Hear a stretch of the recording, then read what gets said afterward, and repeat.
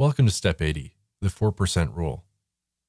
So the 4% rule is going to be one of my favorite topics and one of the most important things I believe in with regard to financial independence. Probably by now, you've asked yourself the question, how much do I actually need to retire or achieve financial independence?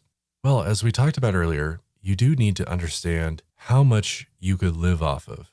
And that helps you to identify when you can retire by. A big piece of that is the 4% rule. This rule is based on a 2009 study by 3 professors from Trinity University. They wanted to know how the portfolio stood up against various withdrawal rates, and basically, could someone live off of a certain rate with a certain portfolio size? Quite simply, to skip past all the details, what they found is that for higher withdrawal rates, 5% or more, there are significant chances that the portfolio will not last until the end of the withdrawal period. Basically, that it runs out of money before the envisioned retirement period. On the opposite side, when you stick to a 3% withdrawal rate, even after adjusting for inflation, you have a 100% success rate in most scenarios.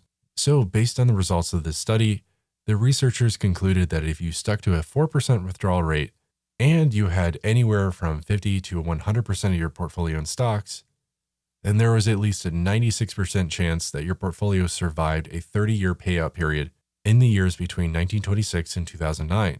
Stick to just 3% and your portfolio will be almost guaranteed to outlive you. That said, note how it says almost guaranteed. Nothing is certain, especially not in the stock market.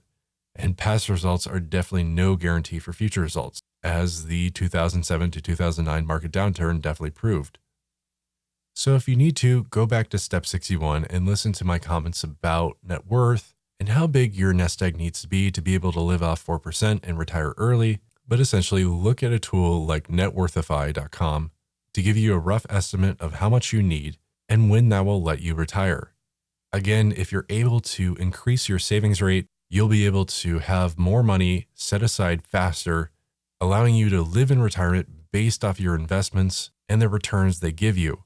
Taking just a 4% or even a more conservative 3.5%, you should be able to live the rest of your life in comfort and not have to be beholden to a job anymore.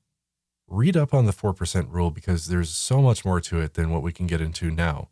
But thankfully, this makes it so much easier, doesn't it? So for the last part of this section, let's get into the sequence of return risk.